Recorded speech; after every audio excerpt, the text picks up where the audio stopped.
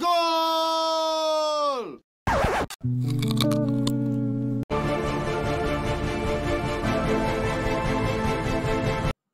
Morning, everybody. Welcome to the Ball and Breakfast podcast. My name is Gio.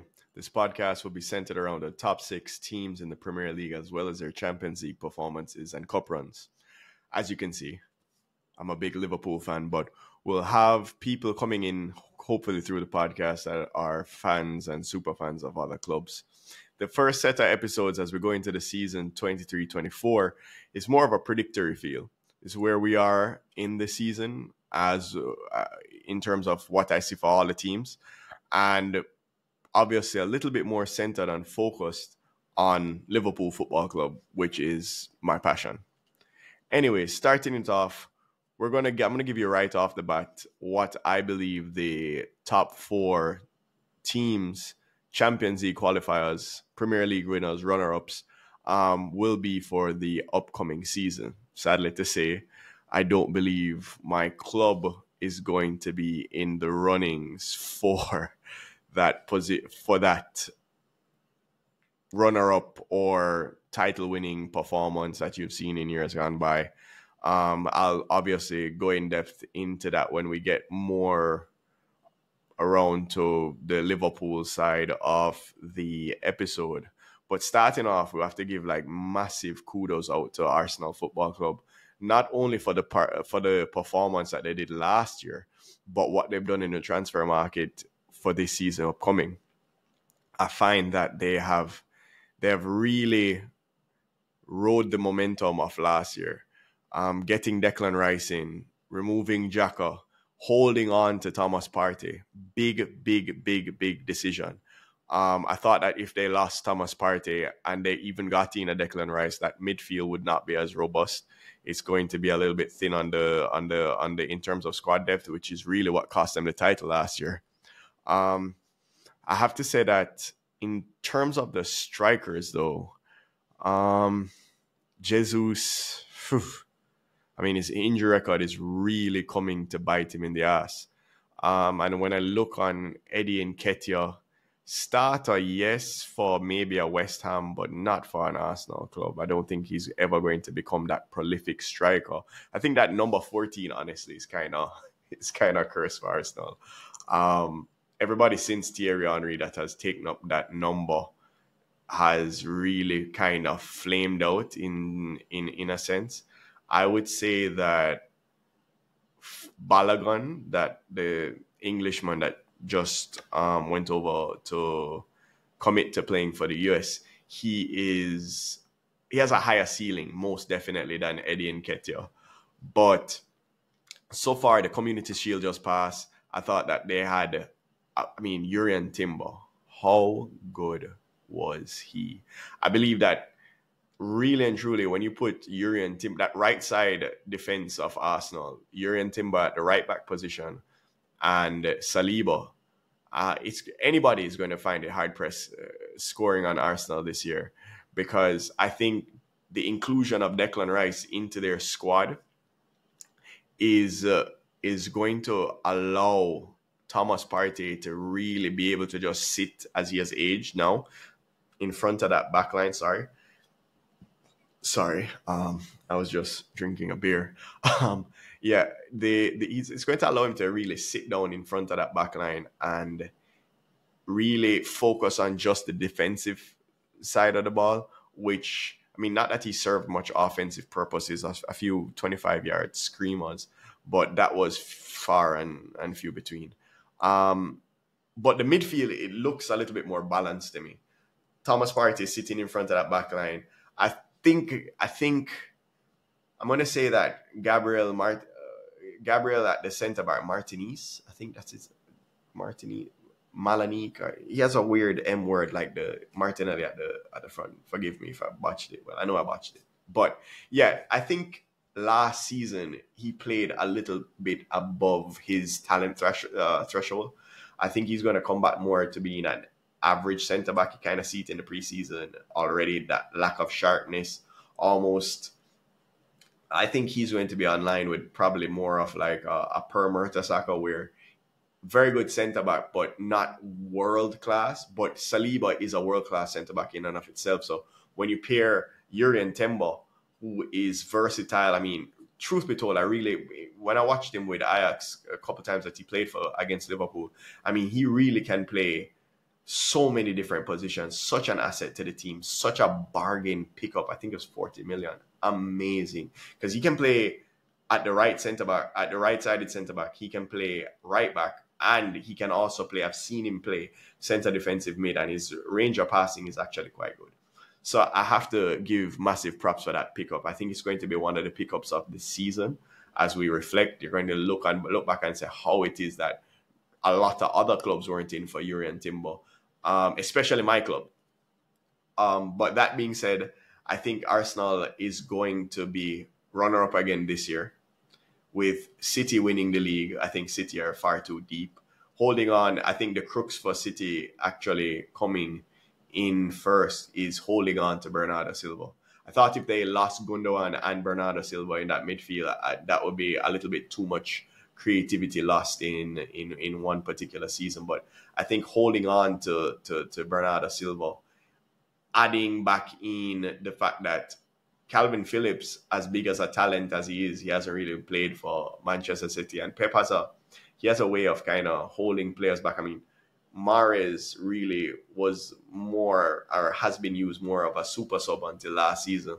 And he was more of a mainstay last season. But I think you'll see a lot more Calvin Phillips as he has probably learned the system. Pep's system is not necessarily the easiest system to learn, as you can see with a lot of players. And he tends to change the system quite a bit during the season, predicated on what he sees or where he sees the football game going. Hence the John Stones coming from centre back, almost playing like a centre defensive midfielder.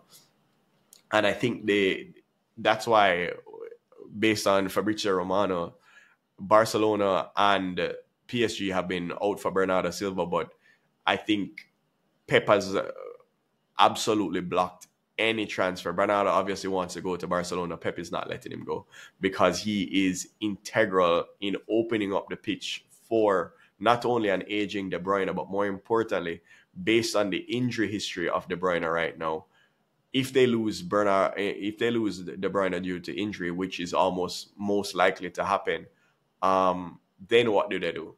I mean, I don't think Phil Foden is necessarily ready yet to take up that number 10 roaming creative role. I think he's a little bit more of a spark plug off the bench, and that's how I've seen him, and more of a specialist winger when you need a little bit more flair or a little bit more touch to the play. That's how Pep uses him. You see Palmer coming through, fantastic talent. But I think in terms of seasoned veteran midfielders, that's going to create and open up space for a De Bruyne and for, most importantly, the great white shark, Erling Haaland. Bernardo Silva is the most important player. Alongside, one of the biggest things that they've done so far is retain Kyle Walker. I think that's going to be massive for Man City. I was hoping as a Liverpool fan that they would have lost him because that guy is as fast as, man, I don't even know what to tell you. He seems to not lose any pace as he ages. And I think that's a big thing for them to hold on to retain Kyle Walker and also to retain the services of Bernardo Silva. That's going to be key for them, in addition to the fact that they just finished the signing of Josko Vardiol. I mean, left-footed, left-sided centre-back to go on beside Ruben Diaz, which I would say is probably top 5 centre-backs in the world. They have 2 of the top 5 centre-backs let me repeat that. They have 2 of the top 5 centre-backs in the world, to go along with the fact that they have the best out-and-out striker in the world. Who thinks Pepe is going to lose this year is literally, I don't know what you're smoking on or what you're drinking. You must be drinking some mad piss tonight, because if you think City is going to lose whole of the title this season, you're in another Looney Tune world. Going into the 3rd place finish now, this is where it gets dicey, because I think 3rd through 6 is going to be massively competitive. 3rd through 6, I got in 3rd, I have Liverpool. Now, this could be this could be my heart talking more than my head. My club, I believe, is a bit behind the pace. We've brought in McAllister, fantastic midfielder, all around pace setter on the football field, a la a Thiago, but healthier. Anything is healthier than Thiago, truth be told. We've gotten a powerhouse midfielder that I think is going to take time, because based on the preseason football that I've watched with Dominic Szoboszlai, is that he is full of energy, wants to take a pop from 25 yards out, which we need to create space for our strikers. I think that's kind of held us back in the past. The fact that we don't have any midfielders since Philippe Coutinho jacked off and went to Barcelona, traitor. That basically we have not had a midfielder that has the capability of taking a pop 25 yards out, 30 yards out, 20 yards out, and really testing goalkeepers, which if you don't have that, basically what you end up with is that they have a low block. They don't have to push out because they don't have a threat. And then it makes it very hard for our strikers, our front line, our Salahs, our Nunes, our Jotas to really have passing lanes for the midfielders to find them. Now we have two midfielders, McAllister and Szoboszlai, that really aren't shy from shooting from range, which I believe will open up the passing lanes for us. Where we have a glaring issue, and let me get comfortable before I get into this. We have not solved the problem of the right side of our defense. I'm sorry, guys. I don't know what you call Trent Alexander-Arnold, but he's not a defender. If you want to take him and put him in the D-mid, I'm all for it. That's how I'm play. As a matter of fact, start a preseason, I see him play in the defensive midfield role. And then, out of nowhere, he's back to his worst position, which is a right back position. I don't know if Jurgen has seen the fact that João Cancelo is not a part of Manchester City again. They literally basically use 4 centre-backs for the back line. Yet still, we're still using Trent, a defensively inept. I don't have the words to say how bad he is at playing the defensive side of the ball of right back, leaving a glaring hole. Speaking back to Manchester City, I used to love going and watching Liverpool play Manchester City simply because you knew that João Cancelo was going to play closer to the half line, closer to your 18-yard box, and all that would happen is Sadio Mane would play in the space. Marcus Rashford does it against us every time we play Manchester United. One ball over the top, the ball will always move faster than the player's legs. Trent leaves space, and Konate is not Jesus Christ of Nazareth, so he can't cover everything. And it makes our centre-backs look worse than they really are. So we've not fixed that. Based on what I see in the preseason, we're looking to have a shootout with almost everybody. And I'm not excited by that. However, I do believe that we will be banging in goals left, right, and center. And I don't see the clubs in and around us, being Newcastle, Chelsea, Tottenham, Aston Villa, Brighton, being able to outscore us in games. And when it boils down to it, that's how Jurgen Klopp got us back into the top 4 anyways. If anybody remembers that first year, we weren't defensively sound. We let in, that Roma game was cringeworthy in the UCL. But in his early years, obviously, we're not defensively sound. Then we got Van Dijk. Then we got defensively better. And we obviously won the Premiership. But whilst that's good for cup runs, I don't see that formula ever sustaining out a season. Alex Ferguson used to say defense wins championships and offense wins a couple games. So, and that's across every sporting aspect. Defense wins championships. So, and also the transfer window is open still. We've let go the 2 only, I would say, natural defensive midfielders that we have, senior midfielders that we have in Henderson and Fabinho. And good luck to them in Saudi Arabia, make that bag. And I'm not mad at anybody going out and making their bag. But we've done that without obviously a clear plan in terms of replacing them. many rumors regarding Romeo Lavia, Kefrem Turam, Manu Kone, Ryan Gravensberg, a favorite of mine. But so far, nothing concretely done. We've not brought in anybody. The preseason is over. Usually, Jurgen Klopp, when you bring in a guy so close to the season starting, he tends to not drop them straight into the formation, a la when we bought Fabinho from Monaco. He didn't play him right away. He took his... He likes to take his... He's super methodical in how he integrates players, which is good because his system is high octane, gegenpressing style. It's not for everybody when they come over. And without a full preseason, he rarely drops somebody right into any position for Liverpool, much less the D-mid. And I think that's going to hold us back this season. When we look now at every other position for us, I think Jurgen Klopp also has a lot of favoritism. I can't, for the love of God, understand how Jota just comes back and starts before Darwin Núñez, especially for how on fire he started preseason. And I'm sure he's going to start Jota for Chelsea. Personal preference is Darwin Núñez, obviously. But I still think we'll round out in third place. Fourth place, and this is also not because I'm a Liverpool fan, or maybe it's because a little bit of being a Liverpool fan. But I think fourth place is going to be Newcastle.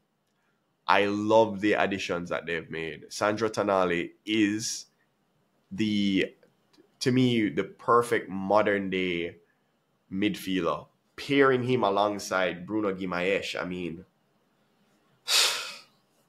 to die for midfield. Also, you're looking at a backline. Dan Burn, I don't think he's going to have as good a season because, I mean, again, guys, he's still a centre-back playing left back. You also have Kieran Trippier. I love him at right back. I don't see any drop-off from him. And the two centre-backs in the middle, I believe, they're also deep at centre-back. So I believe defensively they're going to be good.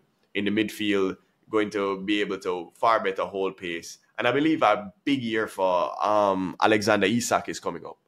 I don't think Almiron is going to have the same type of season that he had last year, but I do expect a massive, massive year from Alexander Isak. Massive talent, big, strong, physical centre forward, pacey, and his tech. I mean, I've seen him do some things on the touchline that's amazingly. But yeah, you get the picture. He's pretty good. So I expect Newcastle to round out that top four. In fifth, I see Manchester United. Why do I see Manchester United in fifth and not in fourth place, even though Erik ten Hag had a massive... I mean, for me, he was manager of the year last year.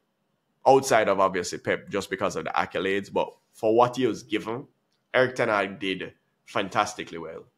You're looking at the fact that he had a team that the chemistry was flat when he got there. He dealt with the Ronaldo debacle superbly. He also has gotten Marcus Rashford firing back in top form. I don't expect that to happen again for the full season. But well done to Marcus Rashford. I still think they're a striker short, even with them spending a whopping $75 million on the prolific 9-goal scoring Rasmus Højlund. I think they have a long way to go in the strikers department. And I do believe that they've also wasted $100 million on Shitini, aka Anthony, right? Football is not about turning and spinning and doing gig work. That's not it. But it's about progressive passes. Anthony, right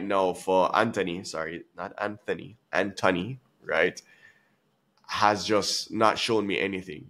There's no difference between him and, as a matter of fact, I really do rate Jadon Sancho more than I rate Anthony. The addition of Casemiro, obviously, last season was, squad defining. But they have brought in Mason Mount to play that Christian Eriksen role. Now, for you to play that deep lying kind of 8, box-to-box 8, you have to have a array of beautiful passing Mason Mount is not a passer of the ball. He can drive, he has pace, he beats players, but he's not a particularly exquisite passer where you see him spraying balls left, right, and center pass and hitting it with the outside of the foot and threading a needle. I've never seen Mason Mount have that football acumen or IQ. Even in his best year, I mean, his best year against Christian Eriksen's best year, Christian Eriksen is a better footballer than Mason Mount. For 65 million, playing for the pressure that is Manchester United, wearing the precious number 7, I don't expect a big season from Mason Mount. And I've seen it in preseason already. The pressure is already getting to him. And I hear rumors of Amrabat. If Amrabat comes in, that's a big pickup. And I think that will make them far more solid. And if they do pick up Amrabat, then we can have a different discussion. But as presently constructed right now, I just don't see Mason Mount paired with Casemiro, with Bruno Fernandes a little bit ahead of them. I don't see the balance in that midfield. I think in terms of transition, they'll get picked apart by people with pace. There's no... in terms of Mason Mount's character, I've seen his head drop on football fields way too many times to say that he's going to be one of those leaders of men that when you get down by 2, that he's going to will you back to 3-2 or 2-2 game. So I believe that when the going gets tough, they'll have to revert. I think that's also why Manchester United front office and Erik ten Hag has not just doled out and discarded McTominay, because say what you will about McTominay, he's a fighter. He'll get in on the pitch and put in a hard tackle and galvanize people on the pitch. You don't know about Mason Mount for those qualities as it stands. And again, going back to it, I think letting go of Fred and having a starting midfield of Mason Mount, Bruno Fernandes, and Casemiro, the balance isn't there. And I believe that sort of midfield just screams goal concessions. Outside of that, I think also I don't expect Lautaro Martinez to have as good a season. When Virgil came to Liverpool, he was imperious. As you go along as a professional footballer, as people dive into your skills and your tactics a little bit more, you get found out. People exploit it. That's why they have the backroom staff. These coaches are going to dissect and see how it is that they can attack you best, and ultimately they will find a way. So I don't expect Lautaro Martinez to have quite as Lisandro Martinez to have quite the season that he had last year. Going on the left side, Luke Shaw is good. The right side still a kind of questionable. I see them starting Wan-Bissaka. He's one-dimensional for what football is required, what type of football is required right now, especially in the Erik ten Hag system. And it's a lot of pressure to put on Rasmus Højlund to just come in and score this boatload of goals off the up. I mean, it can happen. We'll see. And then in 6th, I have Chelsea. And this is actually kind of a toss-up, because as well as they've performed in preseason, the players that they're going to need to step up for the entire season already have shown a propensity to fold under pressure. Mykhailo Mudryk folded. We're going to see about this Jackson fellow. Nkunku seems fragile, gets injured quite a bit. Raheem Sterling is not a pressure player. Enzo Fernandez, I think, is highly overrated. They haven't really solved that midfield. They're negotiating with Brighton for Caicedo, and I think the McAllister transfer has made it far harder for Chelsea to get that Caicedo deal through, because they really didn't get much from us for McAllister, and I believe that was always the intent, because they have had him locked up under contract, and I don't see them letting go Caicedo for less than 100 million, and I'm not seeing Chelsea pay that 100 million for him. And the longer they wait, the harder it is going to integrate the two midfielders. Another part of it is a big part of the small successes that they had last season was down to João Felix, which they have not brought back. God only knows why they have not done that. He's such a brilliant player. So I think there are a little bit too much tinkering going on. You have the injury to Fafana. They're bringing in another centre back in Desai. They're still going to start Badia Shield or Thiago Silva. They weren't particularly good last season. They've lost the leadership of Cesar Aspi. I'm just going to call him Aspi. Cesar. And Cucurella plays left back for them still. That's a horrendous. Kepa. Guys, that first season with Kepa, Butterfinger Kepa, come on, guys. He's the next Fabian Barthez. Like, I don't expect a good performing season from him. They've still not sorted out that Lukaku situation. You see a kind of a swap deal with Vlahovic. So I just don't think it's going to come in together for them to particularly get a high finish in the table. Because, I mean, let's face it, the Premier League is not a league that has any easy matches. And it's going to be even harder this year based on the transfers. Aston Villa has done particularly well.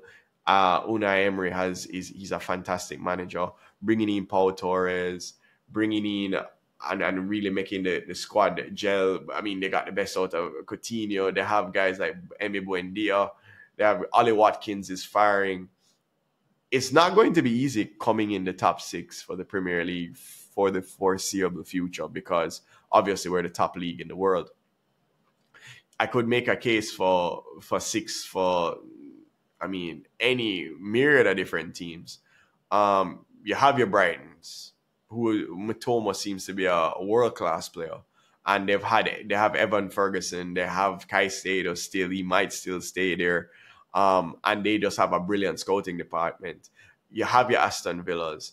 Tottenham, they're looking like they're going to retain Harry Kane. If they retain Harry Kane, there's James Maddison, there's Bentancur, there's Son, and who knows, they might gel under this new coach. Highly unlikely that they might gel under this new coach. So there you have it, guys. From me to you, top 6. Man City winning. Arsenal runners-up, Liverpool at 3rd. We have Newcastle at 4th, Manchester United at 5th, and I have a toss-up between Chelsea and Arsenal in 6th.